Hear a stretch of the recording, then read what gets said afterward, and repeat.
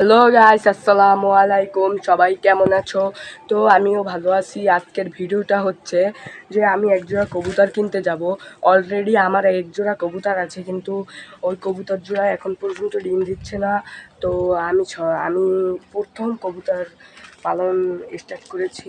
তো আজকে যাব একজোড়া কবুতর কিনতে। তো বাজারে যেয়ে তোমাদের সাথে দেখা হচ্ছে। আমার সঙ্গেই থাকো।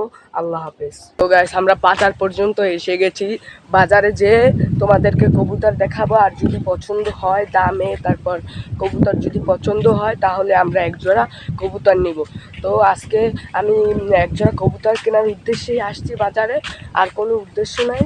তো বাজারে যেয়ে কবুতর যদি পছন্দ হয় তাহলে দেখাবো, আর আমাদের বাজারটাও দেখাবো যে কি কি ধরনের মুরগি, তারপর কবুতর, এবার এটা কি কি ধরনের উঠেছে। এবার বাজার